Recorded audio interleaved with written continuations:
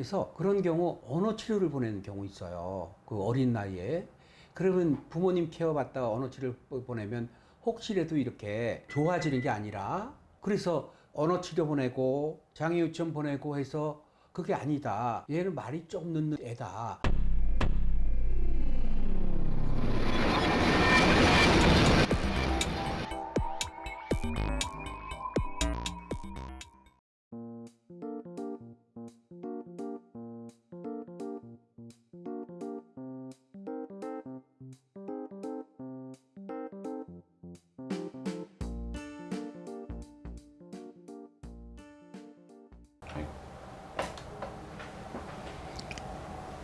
안녕하십니까. 대간장명철학연구원 교량 이육재입니다.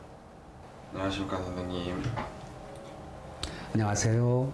제가 여쭤볼 게 있는데, 신생아의 이름을 잘못 짓는다면 말이 늦을 수도 있다는 얘기를 들었는데 그게 사실인가요?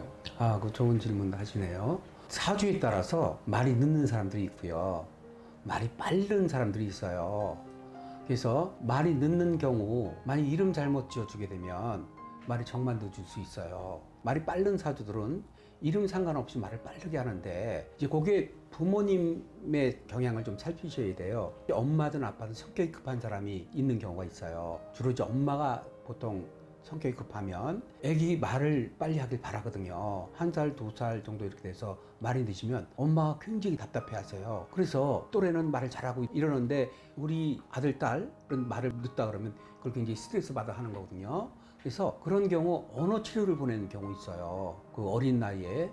그러면 부모님 케어받다가 언어 치료를 보내면 혹시라도 이렇게 좋아지는 게 아니라 깜짝 놀란다든지 경기를 한다든지 이런 사례가 좀 있을 수 있어서, 어린 나이에 언어 치료를 보낸다 하면 잘 되는 경우도 있지만 그렇지 않은 경우도 또 있을 수 있어서, 그렇게 해서 한 2년 정도 언어 치료 보내다가 이건 말이 잘 안 되고 하니까 얘가 문제가 있는 거 아닌가 싶어서 유치원을 보내는데 일반 유치원을 보내지 않고 장애 유치원을 보내가지고, 장애 유치원 보내게 되면 정상적인 사람도 같이 어울리게 되면 같은 또래로 인식될 수 있는데, 그렇게 돼서 시부모님이 이렇게 깜짝 놀래가지고 온 사례가 있어요. 얘가 지금 문제가 있는 거 아니냐? 사주가 무슨 문제가 있어요? 이름이 문제가 있어요. 이렇게 볼 때 어머니 사주를 보니까 성격이 급한 거예요. 그래서 언어 치료 보내고 장애 유치원 보내고 해서 그게 아니다. 얘는 말이 좀 늦는 애다. 말이 좀 늦는 경우 있거든요. 많이 늦는 경우는 5살, 6살, 7살에도 정확한 표현력이 떨어지는 경우 있어요. 물론 말이 빠른 사주들은 조금만 움직이면서부터 엄마 아빠부터 해서 말이 막 툴툴 나오거든요. 그래서 그 사주학적으로 볼 때 우리가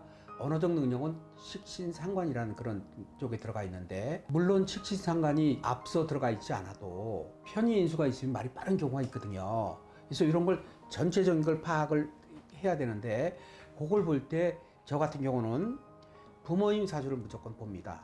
부모님 사주를 무조건 봐서, 만약에 주로 아기랑 생활하는 건 엄마니까 엄마가 성향이 좀 급하다 하면, 엄마가 성향이 급한데 아기는 말이 늦어요. 그런 경우는 그런 거에 대한 설명을 꼭 해드려요.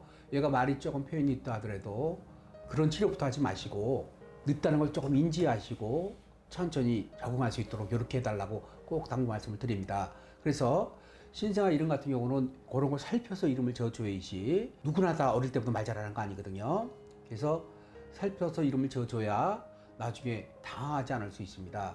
말이 좀 늦는 경우 있습니다.